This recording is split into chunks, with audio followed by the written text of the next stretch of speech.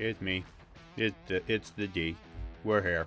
We're here to do more Reddit stuff. People seem to really think the videos are getting better, so yeah, I put in that new ad. I wouldn't even call it an ad thing. I guess the please like and subscribe thing, and it's funny. A few people have said like they've seen it. That they like it. I guess I don't know. I don't know what I'm doing. I'm just doing whatever people think is better for the channel or whatever, blah, blah, blah. I appreciate it for everybody that continues to watch these videos. I really love you guys. Thank you very much. And, I actually kind of really enjoyed that last topic where we talked about more like, I guess, mental, social, the psychosocial, I guess, probably a more doctorly word for it. And I think we're going to do another one today.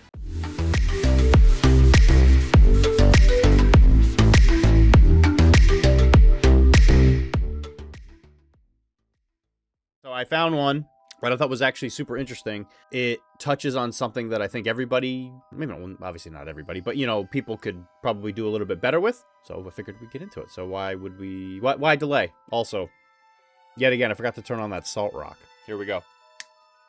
Magic. Marvelous. Marvelous magic. All right, well, let's get started. The question is, how do you combat short-term desires in favor? I think it's two separate words. I think in favor is two separate words. Is that one word? I don't think it's one word. I think it's two words. Of a better and more richer life in long term. Should be in the long term.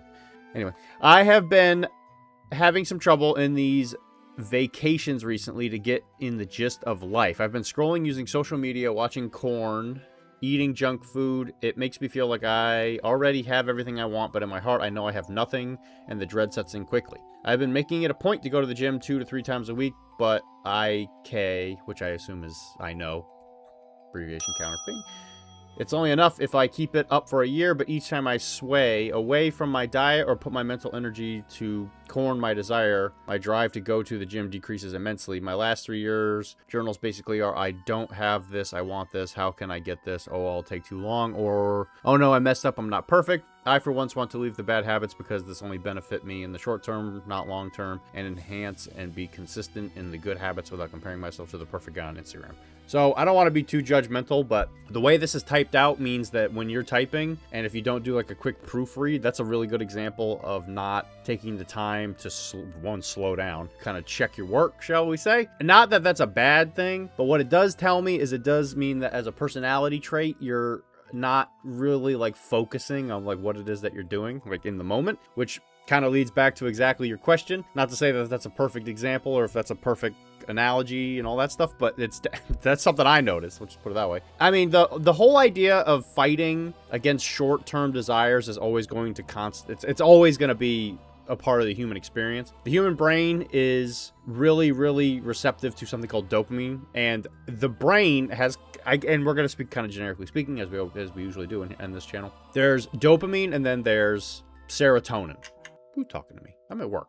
Why are they messaging me? Yeah, so there's dopamine and serotonin. So both of them are feel-good drugs. They have some other things that they do. Dopamine has stuff that relates to, like, there's some, like, muscle movement type stuff that's linked with, like, dopamine. That's why it's all linked with, like, Parkinson's and all that, but there's no discussion. Serotonin is the one that I find is much more of an interesting discussion point. Serotonin is the feel-good feel-good molecule in the human body that is usually associated with long-term, what's the right word? Like a project success. So like a good example would be dopamine would be jumping out of a plane to feel like a rush. That's like the rush feeling where you're flying around doing something that's really fun, and then you get a lot of like good feel-good molecules going on in your brain. You're like, yeah, this is great, blah, blah, blah. Serotonin is the feeling you get when you do something for a long period of time, and you can like look back on it and think to yourself, wow, I did that, that's really good. And then you kind of get this like feel-good wave of just knowing that you did like a job well done or something like that. It's like, yeah, that's kind of like that's the way I like to put it, is the job well done feel-good molecule, where, if you live a life and you are, you have like a kid. Like if you were to look back and you had a kid and then when they're 18, they move out and go to college or whatever. The fact that you can look back on something and you get that feel-good wave of like nostalgia and stuff like that, that's usually linked more with serotonin. That's usually that kind of feeling. That kind of feel-good molecule is much more sustainable. It's a lot more work, obviously, but you can always kind of re-access that part of your brain in a way where you can look at the things that you've done in your life where you are proud of it, and you can and you feel like a sense of accomplishment, and that you know that you did good. Okay, I guess is a good way to put it. Dopamine is something that you have to chase most of the time, because dopamine is usually associated with doing something new. It's associated with like a novelty of something that you really enjoy, like romances at the very beginning, the rush of like a new relationship energy. It's stuff like that. And that point, yeah, which I guess corn, I'm going to say corn, and just in case anybody gets mad on the YouTube, but yeah, watching corn will definitely give you a dopamine rush, but it's not like a serotonin hit, if that makes sense. If you're looking for short-term desire fulfillment, just remember the first thing you got to know is if you're not mindful of exactly what it is that you're doing, it's really hard to fight against it. But what you're doing is fighting against the dopamine loop, where you are constantly chasing the quick hit that will last for like a couple minutes or whatever, instead of a more extended serotonin hit, which requires a lot more work, but it's a lot more accessible. And honestly, I think it feels better. And you usually, in my personal opinion, because I'm a painter, shall we say, I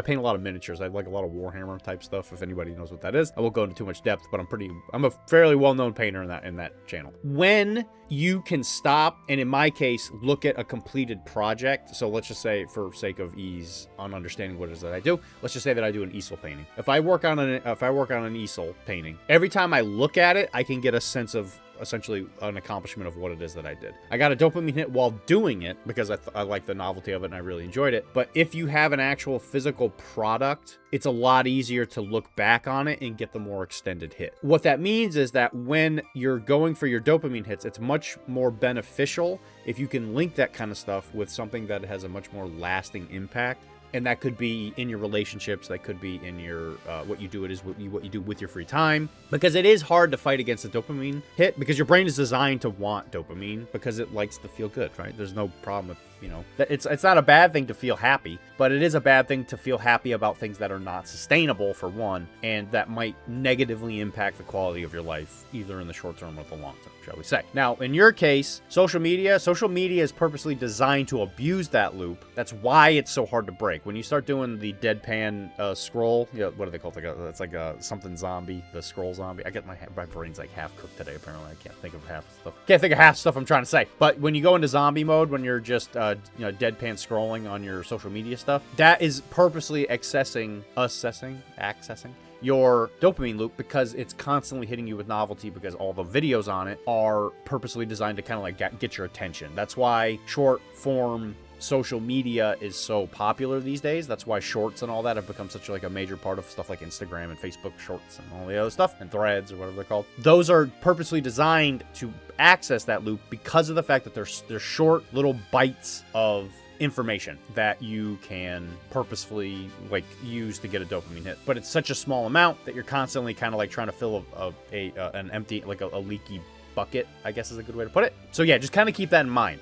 Watching Corno, like I said, that, is another dopamine hit, because you kind of get like a fake relationship, I guess is like one good way to put it. And also when it comes to being a human, accessing like the sexual part of ourselves, it can feel good, I guess is a good way to put it. I'm going to leave it kind of at that. Eating junk food, a lot of those foods are filled with stuff that purposely kind of accesses the addiction parts of your brain, and the addiction parts of your brain, guess what, are linked with the dopamine loop. So that's something that you just want to keep in mind. I'm not saying that any of these things are bad. I'm not saying dopamine chasing is necessarily bad, but if you are going to chase after dopamine loops, one, try to do it constructively. Do it in a way where you are not purposely harming yourself or doing something you might feel like is a waste of time.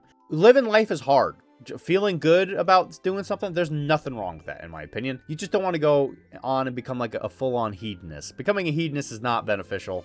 Doing things that you enjoy and enjoying your life as best you can, that is perfectly fine. Completely abandoning all sense of responsibility to chase after a feel-good, that is not okay, because one, it's definitely not going to end well. I'll just put it that way. So the things that you are doing, you're going to the gym 2 to 3 times a week, and you have to keep it up for a year. That's a notable point, right? Because the serotonin is definitely going to be taking over at that point, because you could look back and think to yourself, oh, hey, I did the gym for an entire year. Now, it's interesting because serotonin is a product of our own mind. So if you wanted to access more serotonin, what you could do is you could form short and long-term goals. And that, I think, is ultimately the key to kind of defeating the short-term dopamine loop and kind of accessing more of that serotonin type thing. Because Serotonin is usually the sense of accomplishment molecule. So why don't you just make a goal to yourself where you say, hey, I'm going to go to the gym 2 to 3 times a week for a month. And then after you finish that month, you can look back and think, oh, hey, look, I managed to meet my goal because it was written down on a piece of paper and I put it on my fridge or whatever. And you think, and you get like a bit of a serotonin hit. And then you should also reward yourself for finishing and being able to consistently meet a certain goal. So let's just say every month, maybe you give yourself access to something, as long as you can afford it, of course. You give yourself access to something that you go to your favorite restaurant or whatever it happens to be because you managed to consistently hit your goal. And if you don't hit that goal, then you don't do those things because then, and that point, you kind of inspire yourself to want to finish it. And, and of course, be kind to yourself. Like if it's something that you couldn't go 2 to 3 times a week because your mom got sick or something and you had to go help her. Like that's one thing, right? You don't have to like hold on to it like desperately to just like, get through your day, to get through your month. But you know what I'm trying to say. And again, when you read the next next part of that line, that might be a bit of a run-on sentence. Once you start to lose the consistency of going to the gym 2 to 3 times a week, you tend to start deviating towards the diet swaying and the corn type stuff. And then you don't want to go to the gym anymore. And that's because that's the dopamine serotonin cycle kind of fighting itself in your brain. Again, I don't want to keep harping on it. I've kind of, you can look a little bit more into it. I'm sure there's like definitely stuff on YouTube to like guide yourself to becoming more serotonin dependent, or I don't want to say dependent, but serotonin accessing as opposed to dopamine accessing. It's super interesting, I think. And I think that the ability to postpone a short-term feel good is super important to creating a more sustainable life because serotonin stuff is usually linked with stuff that's more beneficial throughout your life in regards to like relationships and just learning skills. Honestly, I think learning a new skill, like let's just say hypothetically you learn how to be you learn how to do some carpentry. So now you get the serotonin hit of thinking like, oh, I learned how to make stuff with my hands and make it out of wood. And then you can build a shelf or something like that. Now every time you build a shelf, you can look at the shelf and be like, wow, I did that. I'm amazing. I'm the best. Boom, serotonin hit. Super easy. And again, the very last line, don't compare yourself to others. We've talked about this in a previous episode. People are kind of designed to look at other people to access how we are doing in our entire life. This is in the Ask Men Over 30 channel, so I assume you are a man that is over 30 or somebody who's younger than 30 asking men who are over 30. I don't know exactly. I don't know the rules. I don't know the rules around here. I don't know if you are also over 30. I don't know if that's part of the rules. But anyway, so yeah, that's definitely something I would say keep in mind is just don't compare yourself to others thinking like, oh yeah, if I'm not better than every single other man that's ever existed, then I must be doing something wrong. It's not the case. You're just kind of going at your own pace. Just make sure that you can sustain whatever it is that you're doing. And quite honestly, that's a successful life, if nothing else. And then just, stow away some money for the future so you can retire at one point and really enjoy your free time, blah, blah. Make good relationships and all that, and you'll be fine. Hey there, it's me, Dr. D, and I know you're watching this channel, and I really appreciate it, and we're having a lot of fun, but something that I have to ask you, can you please favorite and subscribe to this channel? It'd be a really, really helpful thing. And little guys like me, little old chiropractors like me, just trying to make our way in this world here. I keep getting told I'm supposed to tell you guys to do this stuff, so please do. And if you can go to that little bell, I think it's like below us, and you give that a little click and it says to just remind you when the videos come out, that would just be swell. So thank you very much for watching our videos and making sure that we feel as appreciated as we do. And hey, can't wait to see you in the next one. I get back to the video. First comment. You have to exercise delayed gratification like anything else. Your brain literally gets better at not responding to immediate desire the longer you resist, but you have to build it up. Assuming there are things you love doing, things you could do but maybe don't love, and things you hate, your training falls into the second category. I love going to the gym. Going to the gym won't give me more discipline because it's fun for me. I dislike cleaning, but I've noticed when I force myself to clean more often and regularly, it becomes a little easier each time to not worry about it. But you have to give yourself breaks if you slip up. I know people who are 100% or nothing, and when they make an error, they feel like they should just throw in the towel. I see a lot of people in fitness like this. They slipped up and had ice cream, so they might as well have pie, a bucket of chicken wings, and some beer, and then start again tomorrow. You gotta learn to hit the brakes and go, you know what, I slipped up and had ice cream, that's okay, I'll stop there. If I keep going, it actually won't satisfy me to binge eat because I'm just chasing satisfaction, but shoving 4,000 calories in my mouth won't actually satisfy me, but it will set me back. If you hit the brakes and treat discipline as something that grows and strength with time, it literally does. Also, turn off Instagram. The perfect guy on Instagram probably doesn't look like that, or they use drugs and edit their pictures, and they are literally getting paid to look jacked. I promise you, if you were able to earn 10,000 every time you put out a fitness video, you too could delay gratification. Yeah, I mean, yeah, right there. That's money's also quite the wonderful motivator if you just decide to sell your soul to the devil. But I think this comment brings up a good point. It's fine to enjoy things. Like, you can be a super focused a super fitness focused person, and it's okay to have ice cream every once in a while. It's not that big a deal. One, the human body can handle that pretty well. But do you really honestly think like having just a little bit of joy in your life is necessarily super bad? Probably not. It's probably fine. It's okay. You can have ice cream. You have my permission. But yeah, I do agree with the dopamine hit thing.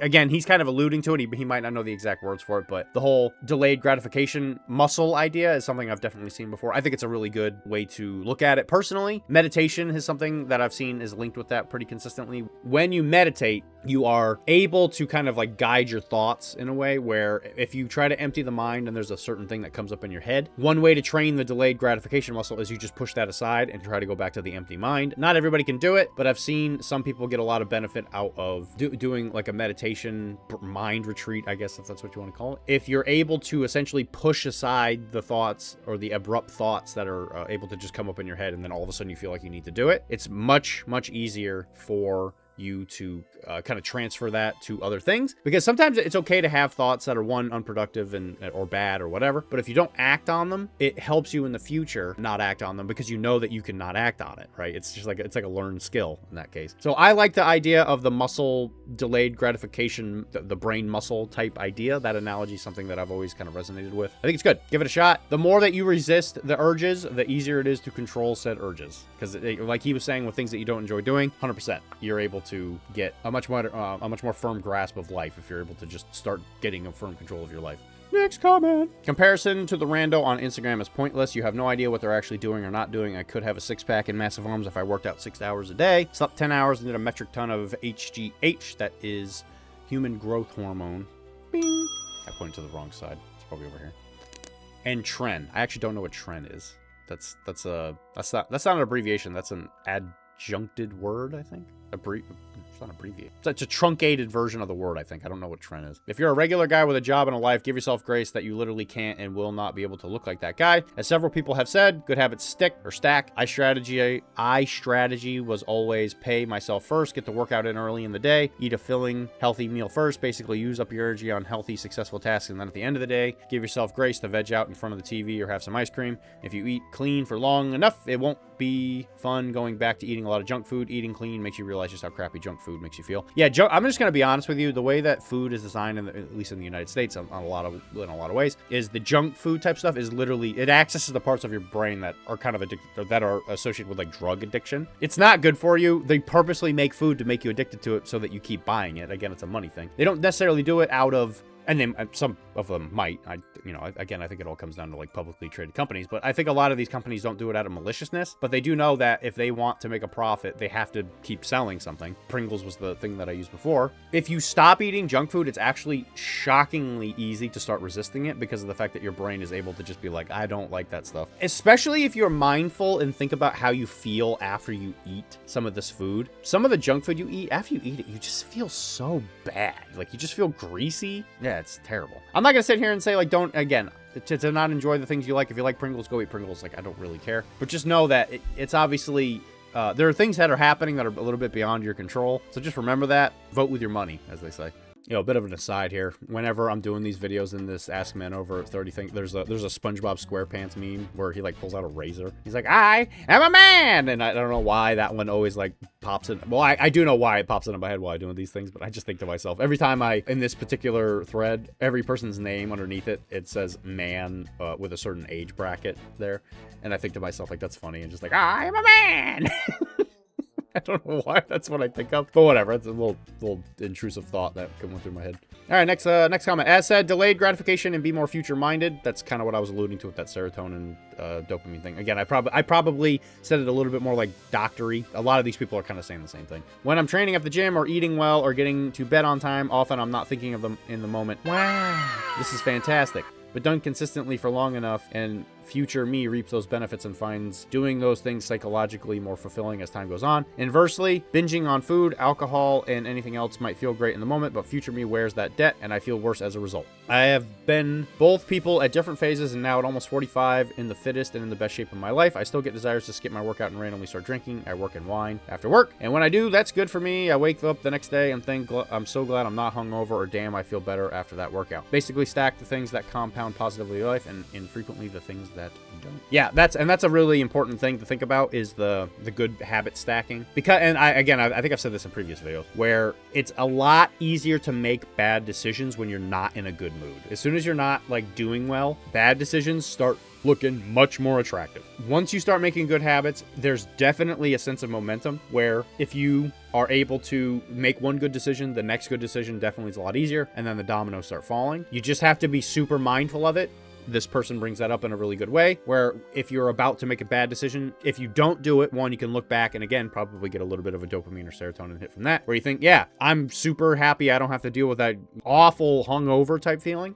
Or after you do a workout, you know, you're able to go about your day and you just feel like you have more energy than you would if you hadn't done the workout in the first place. Mindfulness is super key to this. And if you're able to work that mindfulness machine, it is much easier to, one, again, delay the instant gratification issue. But it's also much easier to access stuff like the serotonin and dopamine hits, because you're able to essentially trick your brain into thinking, oh, hey, I did this really cool thing. Boom, you get a little bit of a dopamine hit and you feel good because you're like, wow, I'm doing really well in my life. Mindfulness is key though, because if you don't pay attention to it and you just kind of, again, get blown around in the wind, who knows what's going to happen. This will probably be the last one. There's a lot of really good comments in this one. If you're curious, if you want to listen, wow, what a great thread. This whole Reddit page. Is that what those are called? R/R, the Reddit page. Anyway, Ask Men Over 30. A lot of really good comments. A lot of really good like mansplaining going on here. I like this. Anyway, last comment. For me, it's not so much about having to combat short-term desires, but more about having the time and place for them. Is it possible to completely forego drinking, partying, drugs, and the like? Yes. Is it also possible to keep doing those things occasionally while also living a better lifestyle? Also, yes. That's definitely what I said. You just have to be disciplined and hold yourself accountable. I limit my drinking to the weekends and almost every single week. Maybe once or twice a month, I'll get together with a friend on a weeknight and slam a few beers. Same goes for junk food, drugs, and partying usually happen once every couple months. My lifestyle during the week is completely different. Workout 3 times a week, intermittent fasting Sunday to Thursday, keeping up with my chores, reading, eating healthy, etc. The lifestyle you want takes time and effort. The reason it's so easy to fall into the bad habits you mentioned is because those things take no time or effort. We are creatures of habit. We just have to make sure you're pushing yourself to develop the good ones. Yes, that's exactly what I would agree with. Again, not that I would recommend anybody go do like massive amounts of like recreational drugs or whatever, but like if there's something that you really enjoy doing, it's not